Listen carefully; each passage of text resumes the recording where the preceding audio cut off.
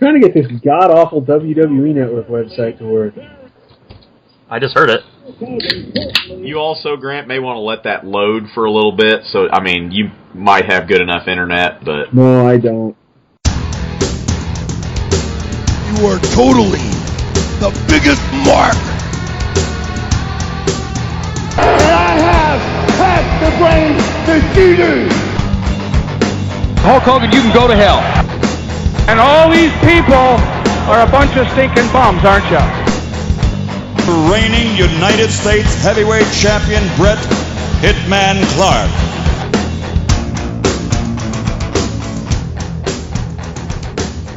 Zach, do you remember what you were doing on October 9th, 1995? I was 10 years old. I was probably playing with Power Rangers. Playing with Power Rangers. Grant, or what were you something doing? else. Whacking it.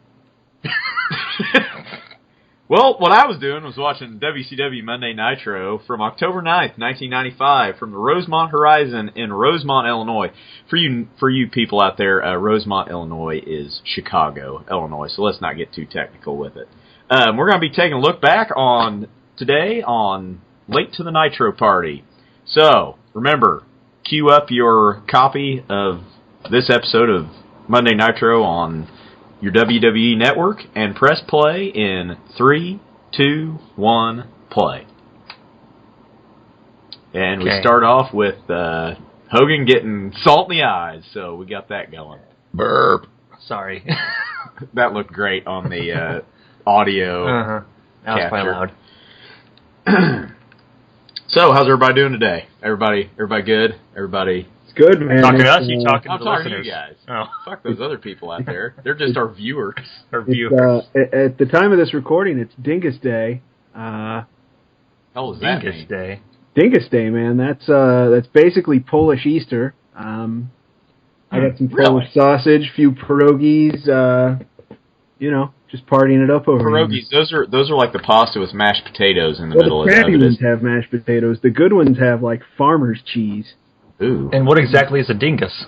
Dingus is Polish. It was some sort of pagan holiday anyhow, and when the Christians took over, they just kind of morphed it together with Easter. So you get cool. Dingus Day, and yeah, I got some punchkis hanging out for later. So sweet. Yeah. Speaking of Polish food, there's a lot of Polish people in Chicago, which is, as a matter of fact, where this is coming from. We've got Bischoff, Bobby the Brain, and Steve Mongo McMichael in their Bears jerseys. Just in case you guys didn't know, Steve Mongo McMichael played for the Bears, right? No. I don't know if you knew that or not. No.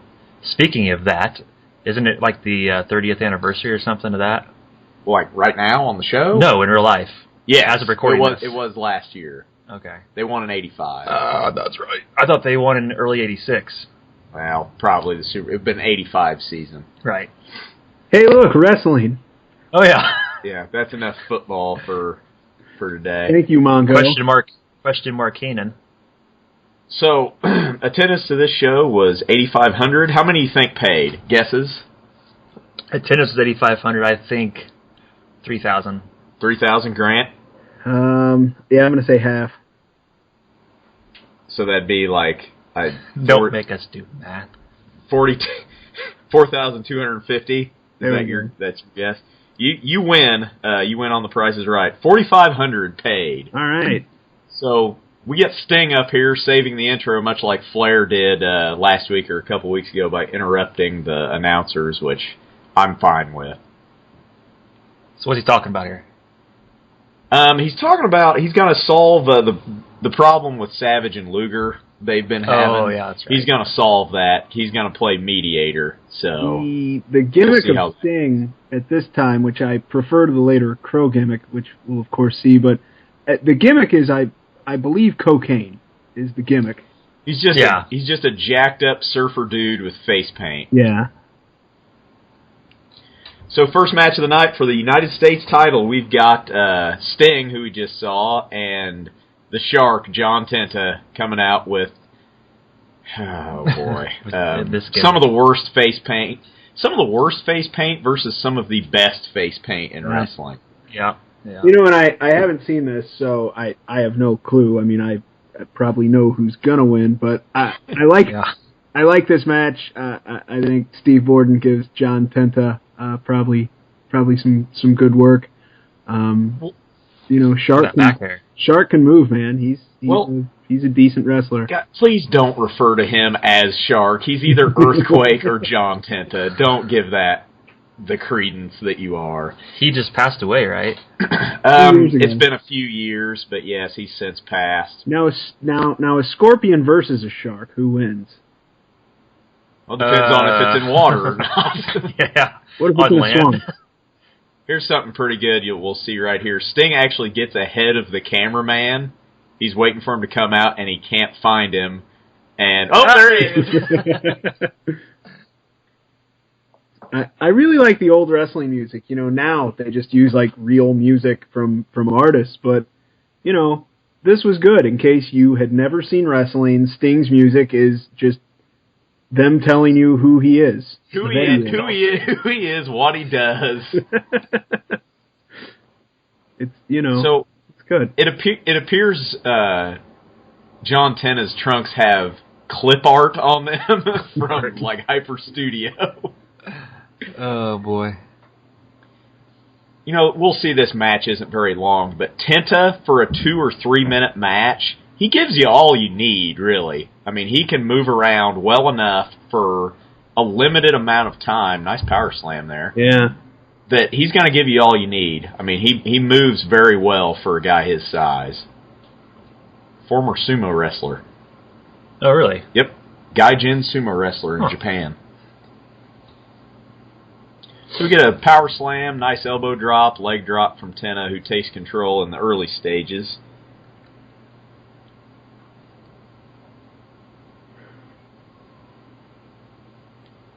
I wonder what his finisher is at this time. If he's still doing the earthquake sit on them move, or something tells me we won't get to see it. But no.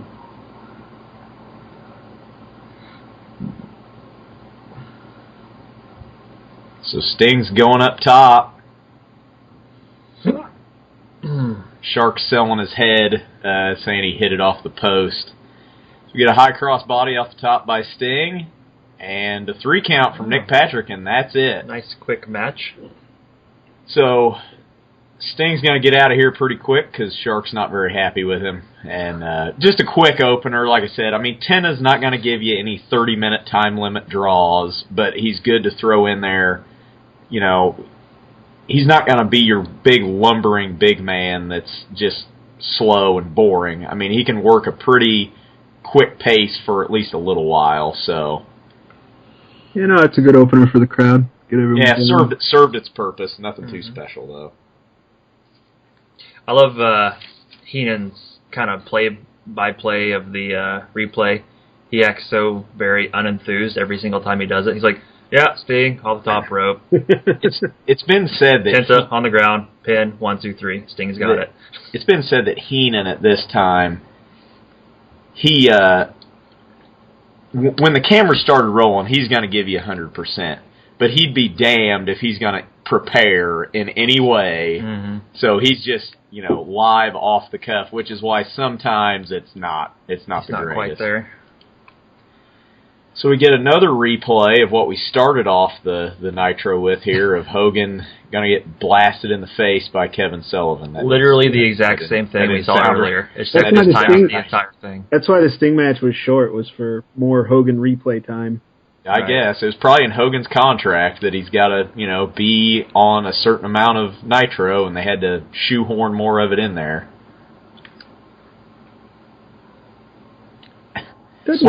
Jimmy Hart was out of position there and had to step in front of Sullivan so he could hit him with the cane. It doesn't make you have a lot of faith in security. Right. Yeah, where's the police? When this is going on, you can hear Mongo sort of stifling a laugh as there's this old woman beating Hogan with a cane. It's supposed to be a very serious moment. Your top baby face is getting attacked, but Mongo just can't keep it together and starts laughing. It doesn't help that most of this crowd probably hates Hogan at this point. Right. This is like the third time we've seen this on this podcast already. Yeah. They just keep showing it. Well, there's a long span between Fall Brawl and Halloween Havoc. Yep. I mean, they got to do this a lot. Yep. To keep the angle going. What were you saying, Grant? Well, we just got to hear it. Heenan, Hulkamania is going to be over right now. He's been saying that since 1985. Yeah, if only it were that simple. Shave his mustache and you kill Hulkamania. Mm-hmm.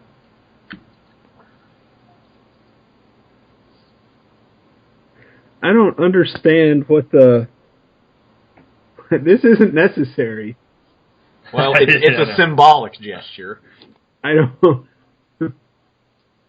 Hey, here's So coming up, we've got Sabu versus Mr. JL.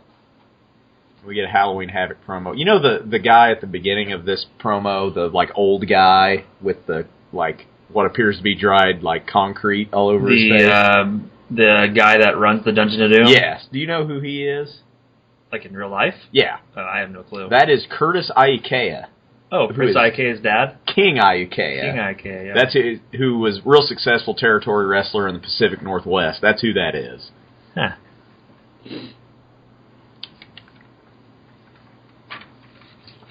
So Sabu versus Jerry Lynn getting ready to kick off. We've got a career retrospective on Jerry Lynn here. Mr. JL. Mr. JL. That's real creative, right? Mr. JL, Jerry Lynn, was born on June 12, 1963. He is currently a producer for Ring of Honor. Started wrestling in 1988 in the Minnesota and Michigan independent scene.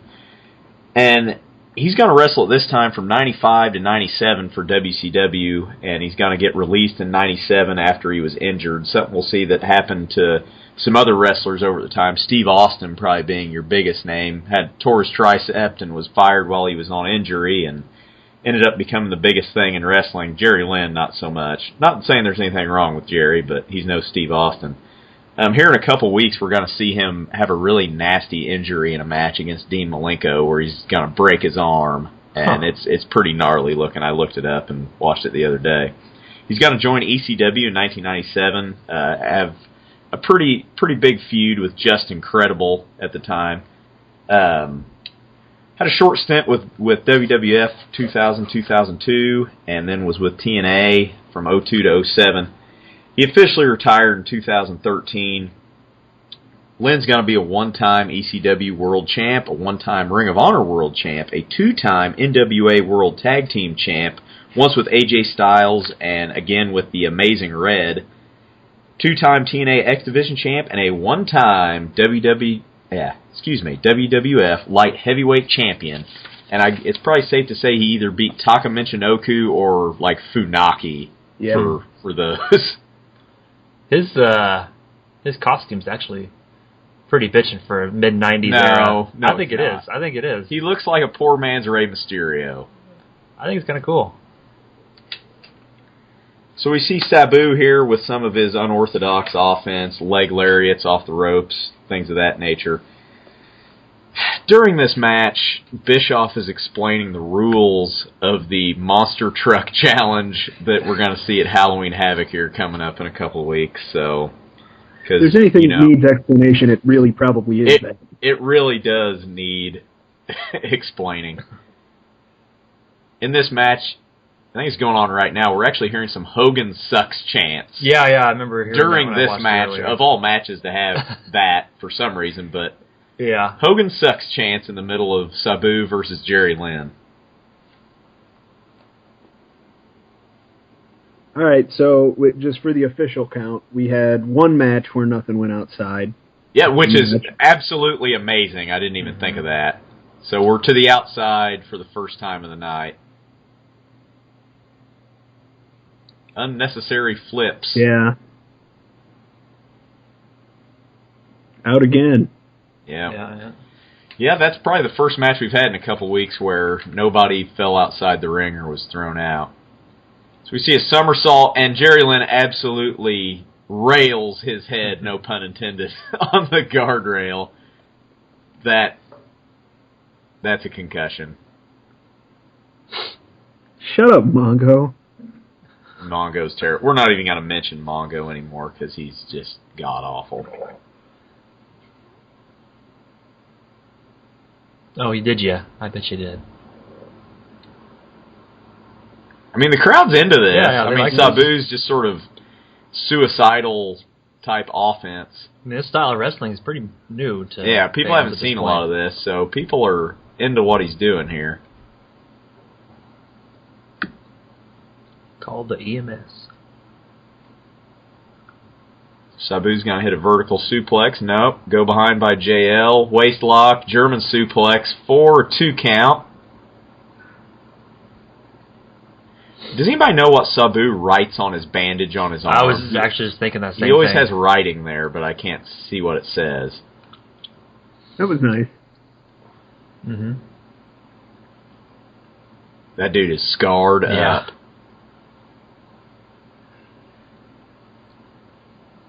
I wonder how long Sabu's been wrestling at this point. It's a good question. I mean, he wrestled in Japan for a good while. They aren't necessarily scars from wrestling, so. Yeah.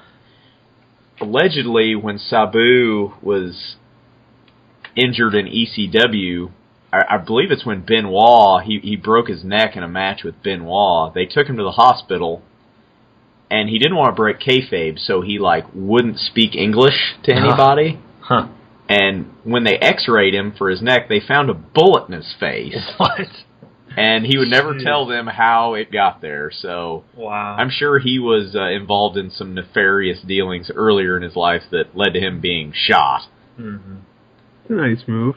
Nice draped DDT from the top turnbuckle. Okay, that right there. JL. We can't rewind, obviously, but Sabu, didn't get his arm up. Right. And the ref actually pushed his arm up. Really? So that way yeah, I wasn't watching it close enough. Well, good on Randy Anderson because rough work. I mean, this would have been the second match we saw with Alex Wright where they botched the count on that match a few weeks ago. They botched that match too. Why is he pointing? No, that's his thing. Sabu blocks the drop kick into a camel clutch. This is when Sabu is, Sabu is legitimately the nephew of the original Sheik. So, using the camel clutch as a finisher in this match. And we'll see here, Sabu, sort of his gimmick right now is that he just continues beating people up even after he's won. This is pretty stiff right here. Ouch. Sunset flip powerbomb to the outside. I like it. Not a bad match. So pretty good. I mean, they cut away because, Bischoff has to talk at us some more, but Mongo still has his rose-colored aviator sunglasses on. He doesn't have any mascots with him, though. Not yet. I'm sure that frickin' dog will get whipped out later. Have we discussed the WCW refs wearing the blue shirt instead of the stripes? No, we haven't. Do you have some info on that? No, I was hoping you did. No. There's a story. I'll look into it for the next one. That's my homework. That is something. I think that's an NWA thing. I believe it is. This is kind of funny if you listen to the announcers. They act like they're totally oblivious to anything going on in the ring behind them, but you can obviously see Sting and Gene. But then Sting and Luger getting into the ring behind them. Here in just a second, Bischoff will say something kind of funny. He basically acts like Mean Gene just told him he was in the ring. We don't have monitors in front of us and can see everything that's going on. If you heard Bischoff earlier, he said that there's been a restraining order placed against the Dungeon of Doom, and they are not allowed in the building because, that'll stop them. Right. That'll show those supernatural evil people to stay out of this building.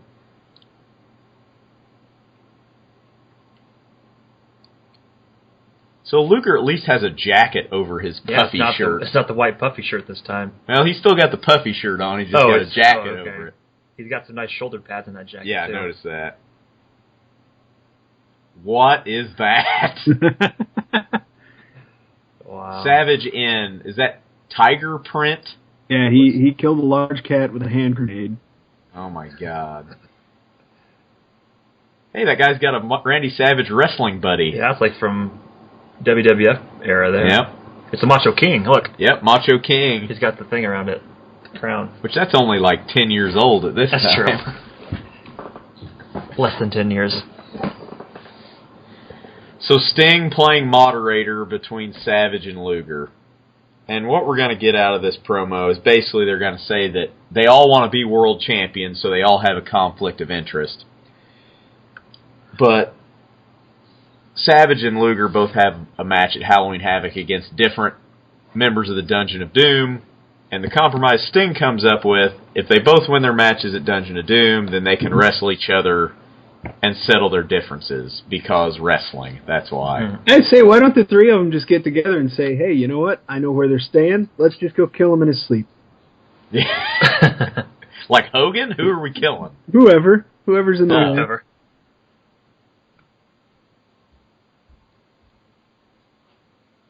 Is this really much of a solution to the problem that's at hand? No, if anything, it'll just make it worse, because they're going to wrestle. You just pull these guys into the ring and be like, hey, I got an idea. Let's burn some TV time, which surely doesn't cost that much money. Yeah, pretty much. I mean, we're just trying to make an angle out of something that's really not there. Yeah. I mean, they don't like each other. Isn't that an angle enough? I mean, they don't have to be buddies, but Sting is such a goody two-shoes that he tries to make them like each other. I think it's less viable when you do this sort of thing in the ring. Like, if this were backstage, like, holy crap. Like in a locker room? Holy crap, there's a thing going on backstage. Like, okay, I believe that. I believe that Sting says, hey, you bums, get your crap together. But the fact that this show on national TV, they just so happened to have this 5-minute stretch where they weren't doing anything else. Right. I do like how Sting here is saying he's tired for sticking up for Luger, which, yeah, he's been doing that a while, since the early 90s, so...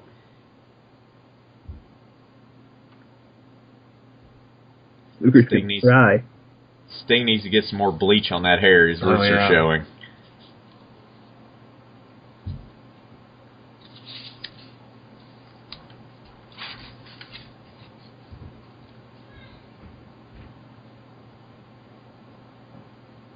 Riveting mic work from Luger.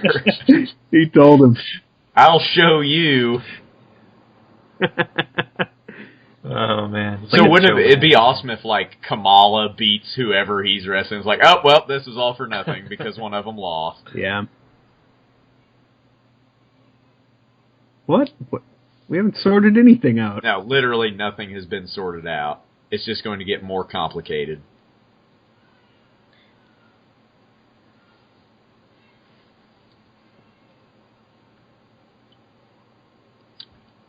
So we get a limo pulling up outside the Rosemont Horizon. Who's this going to be? Any guesses? Why was there a camera out there? Well, Grant, any guesses? You haven't seen this yet. No, I want to know why there's a camera out there. Well, there was a limo. Anytime there's a limo pulling up in WCW, they got to televise it. It's that guy.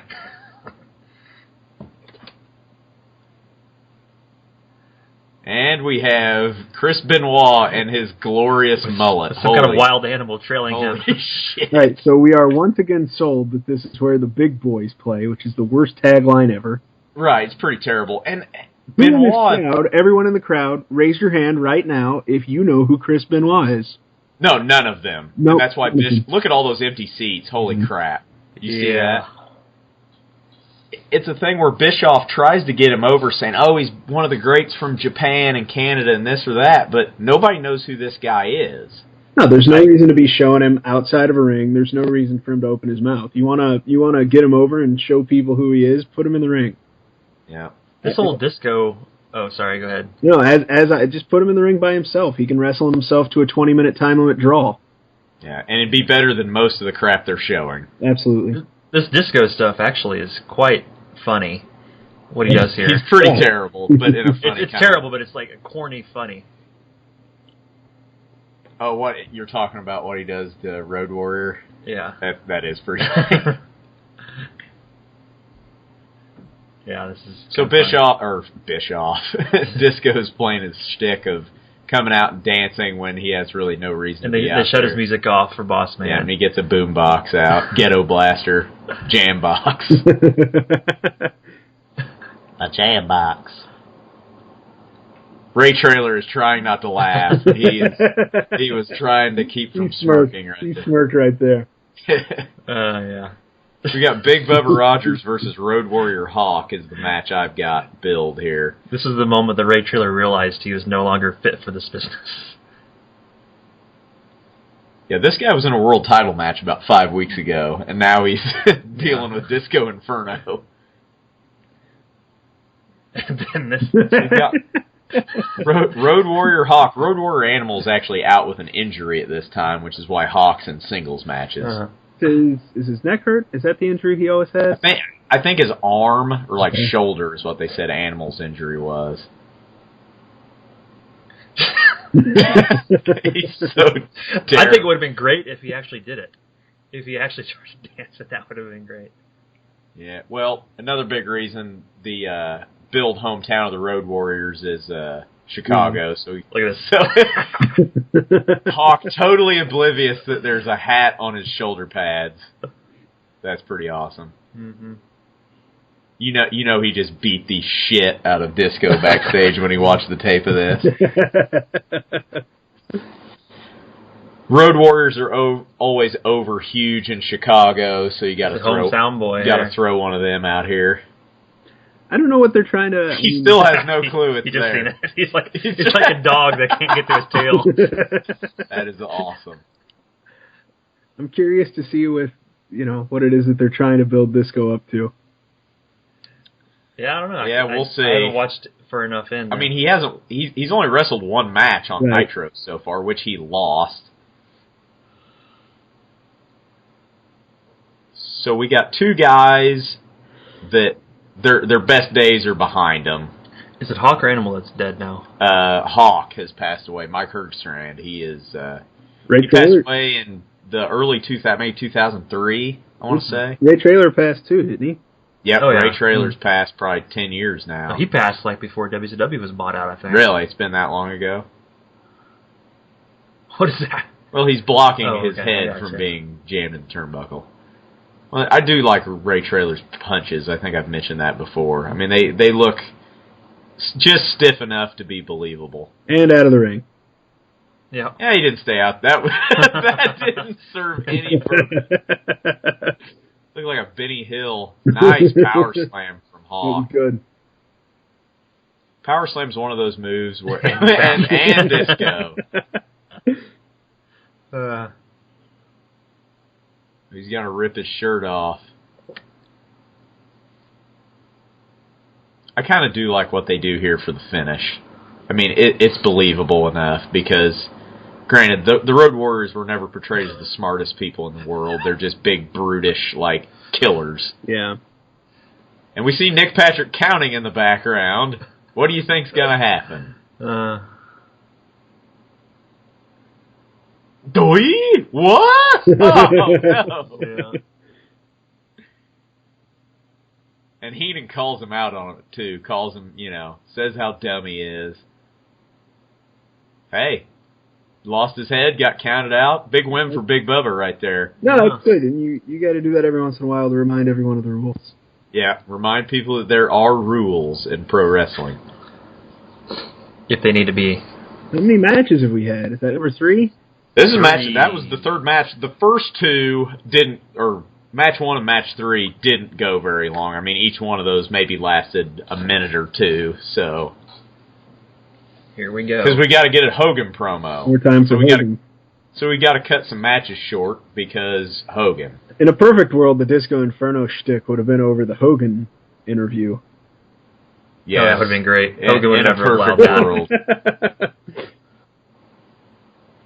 As we do this, I'm drinking out of my WCW koozie. Suck cut. Nice. Yeah. So, Mean Gene says the reason why Hogan is getting booed here is because he's not wearing his colors. Zach, what do you think's the reason? I think because fans are tired of the guy. I think it's because he doesn't have a mustache. Yeah. Nobody knows who he is. Mean Gene, to his credit, actually acknowledges that the crowd is booing the hell out of Hulk Hogan right here. But he covers it up with, oh, he's wearing all black, and the guy flipping off Hogan in clear view of the hard camera. That's awesome. He's that upset about the black. That's the same do-rag he just wore at his sex tape trial. Yeah, that's right, yeah.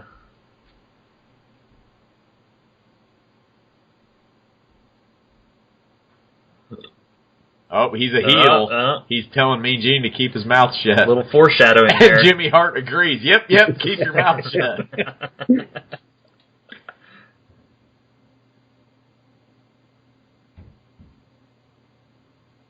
Hogan says the most ridiculous line in the history of wrestling at the end of this promo. So when he gets ready to do it, I'll shut up and let everybody hear it. He's even wearing a black cross. Yeah.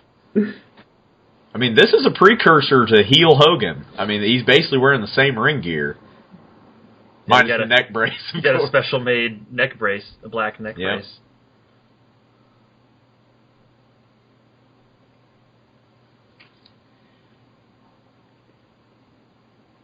Mean Gene's got to explain to him that there's been a restraining order put on the Dungeon of Doom.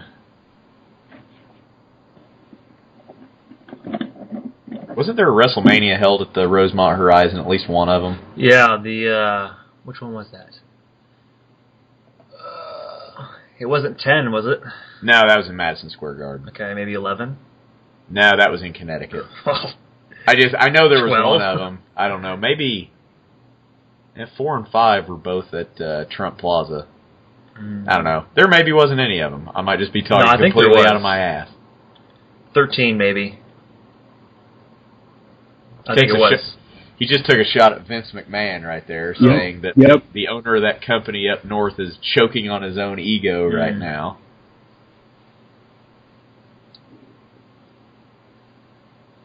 Why?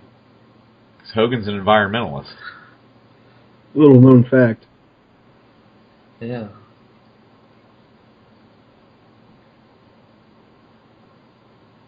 Okay, I already told you. Hogan doesn't understand the law.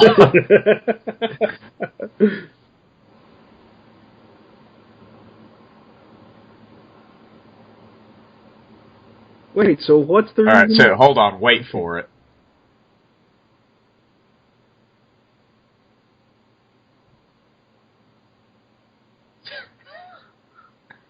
He compares his mustache to the Washington Monument.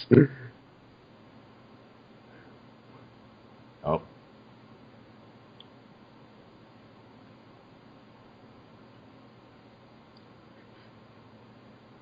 Here's sirens. Could it be Perry Saturn? Nope. So, Grant just talked over it after I told him not to, but the camera did cut away, so it was kind of hard to tell. Hogan says, and quote, "The last thing I'm going to do after I beat the stinky giant, the last thing I'm going to do with my immortality is beat Gorgeous George up in heaven." That's right, folks. Even in the afterlife, Hogan ain't jobbing for nobody. Wait. Let's dissect that sentence a little bit. The last thing I'll do with my immortality is go to the afterlife and beat Gorgeous George. Okay. So let's just totally disregard the fact that we have more monster trucks and cop cars. And good job to the Rosemont police. I mean, they stopped supernatural evil. What was that mascot? It's like a wolf or something. It's sort of like coyote. it kind of looks like Big the Cat from Sonic. Yeah. Yeah, I don't. That needs an explanation. So yeah, Hogan is not jobbing even in the afterlife. Mm-hmm. Wow. So what was the purpose of that interview? To get heel Hogan over, because, ooh, I'm wearing black, and ooh, I'm telling Mean Gene to shut up. I know, but what's the reason we're lied to that it's for? Or do they even bother? Because machine versus machine, man. Halloween Havoc, bro. I thought we already knew about that, because they keep Monster saying trucks, it's bro.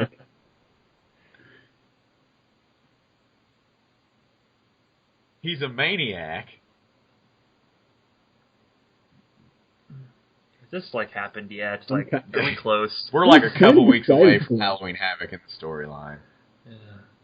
I think we're 2 weeks away at this time. Maybe they'll bring back the Chamber of Horrors. Okay. What? Yeah, what was that? The one where Abdullah the Butcher gets put in a freaking electric chair? Yeah. Wow. That was like Halloween Havoc 92 or 93 or something. What year was the Jake Roberts Sting Coal Miner's Glove on a Pole match? That was like 93 or something like that. It would have been right after, it probably was, right after Roberts left the Fed. So coming up, we got the main event, AA Arn Anderson versus Ric Flair in a steel cage, baby. I say, but he turns into a monster truck. He did. Back into Hogan. I like the stock footage of Bigfoot shown under this.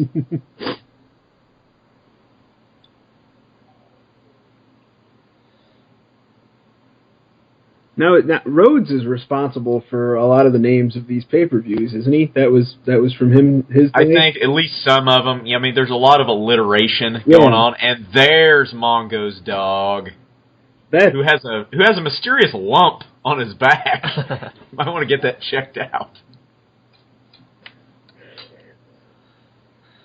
Oh, we got the police. Have you seen this boy?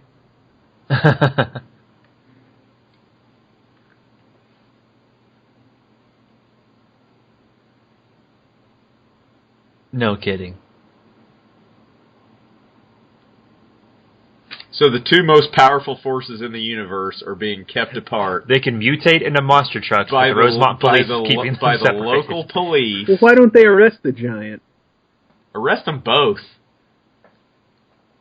I mean, I'm sure if he's a supernatural giant, he doesn't have a driver's license. It's true. Ray Traylor used to be a cop. He could do it. This cage, take a look at the way they put it down on the ring.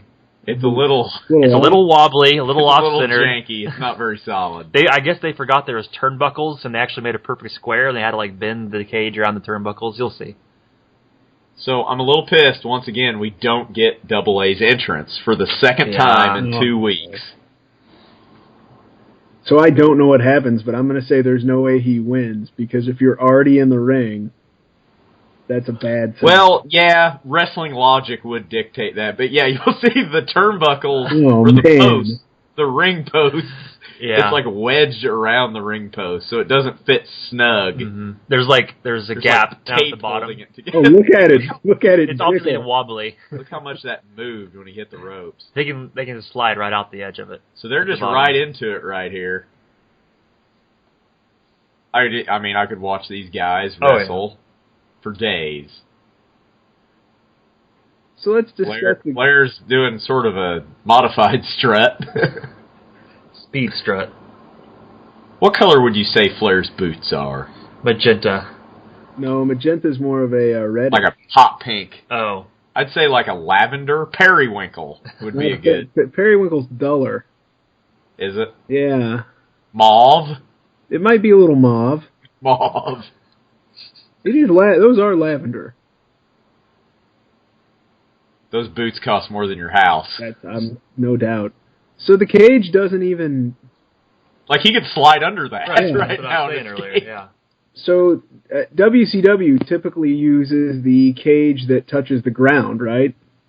Mm-hmm. Where you can actually go outside of the ring. Yeah. Which cage do you like better? Do you like the chain link cyclone fence cage that NWA WCW uses, or the blue, bars, more of a heavier barred cage that WWF uses? So I prefer, in this day, the WWF style cage because of, like right now, it's not a great view looking through the chain link. True. But we'll see later on. Nice spine buster there. We'll see later on TNA's clever, and they cut a hole in the chain link and jam a camera in it. Yeah. Right. Really, though, and that's maybe the only good idea TNA ever had. Yeah.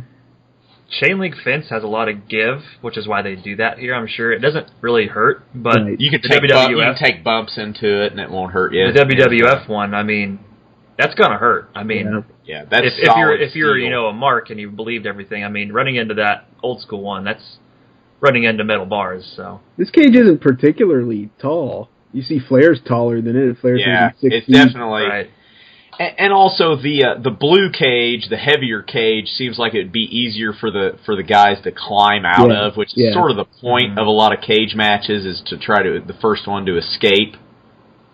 But the reason why we got a cage match here is to keep Flying Brian Pillman out, who interfered in their last match. So you see the chain link's not even attached at the top. I actually thought Anderson was going to blade right here, and he never did. They were probably still under a no blading Probably policy. couldn't do it, right? Which, good for them. I don't think you should have blood in a match on TV. Make people pay to see that shit. Yeah. You know, just maybe every once in a while, unless you're Roman Reigns, and then you can use a blood capsule. Yeah.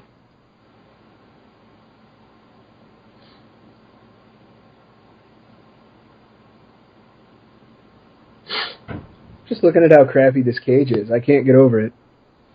Yeah, it's pretty shoddy. Yeah. It's not very. They didn't solid. think it out very well. I was kind of hoping Flair would blade so he could get the Crimson Mask pink. He's not going Flair. He's not going to blade for Chicago. Yeah, got to save that for Greensboro.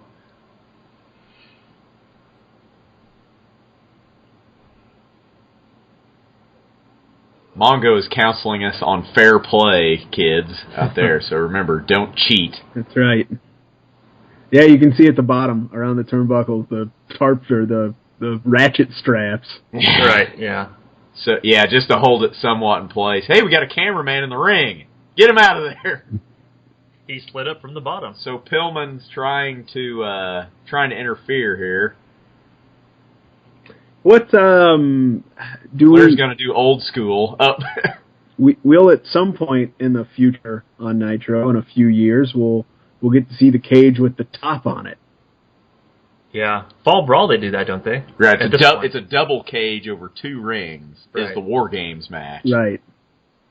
So Flair going the figure 4. You couldn't see it, but Anderson went into his tights and grabbed some knucks, which they totally no-sell. The announcers have no clue. It's like, oh, he just jobbed to a punch.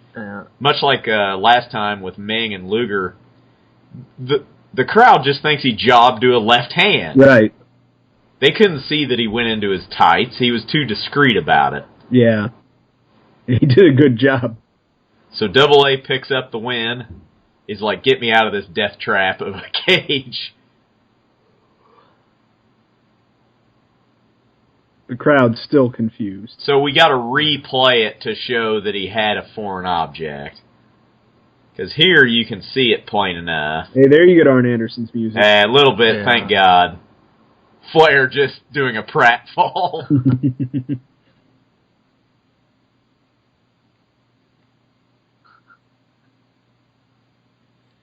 So much as Sting saved the intro to this show, Flair's going to save the outro, as we'll see here in a bit. It's pretty awesome.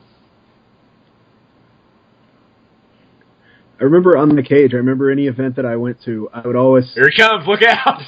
He rips it apart. He breaks Bischoff's headset. What are you talking?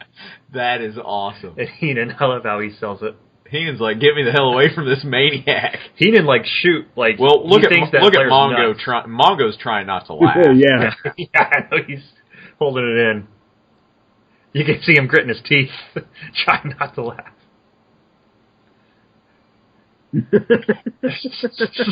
So Bischoff has to finish the show with a broken headset.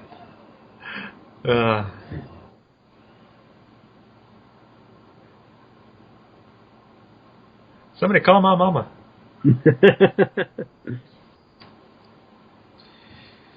So even though Flair comes in this outro, it's like it just drags on and on, cut to commercial or something. I mean, why not end the match with Flair cutting the promo and just end it? You don't have to explain all this nonsense to us. You still haven't got like where every Nitro ended with a cliffhanger. It's just basically them talking. I just don't understand this from a television standpoint.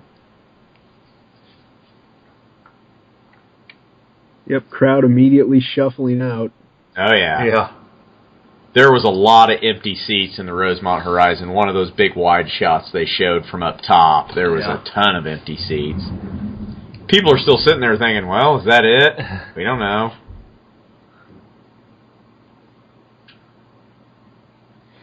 Heenan does say here that he's sick of Hogan, and I think he says that a lot of other people are sick of Hogan too. So he's at least acknowledging the fact that people are booing him. Yeah.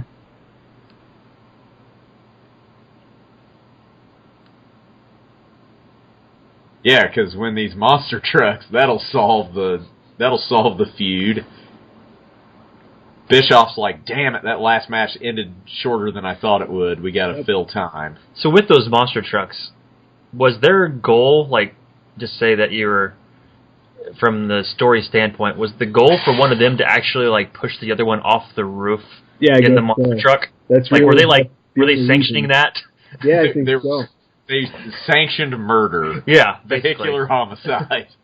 I do believe they are still talking, for God's sake. I do believe if we cover that or if we watch it, I believe when they go up there, they say that it's not sanctioned. If Hogan gets killed, he's on his own. It's not, But we're going to televise it. WCW's not responsible. They told him not to do it.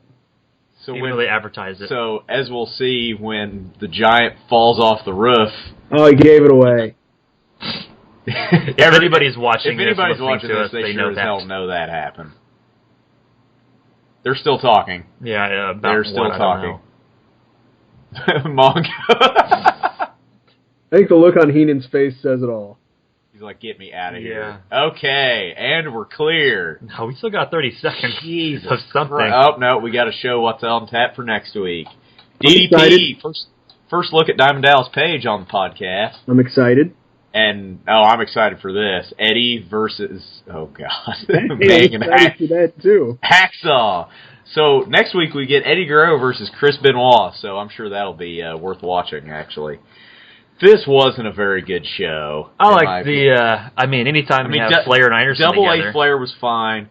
Flair's promo at the end was probably the best thing that happened at the entire show.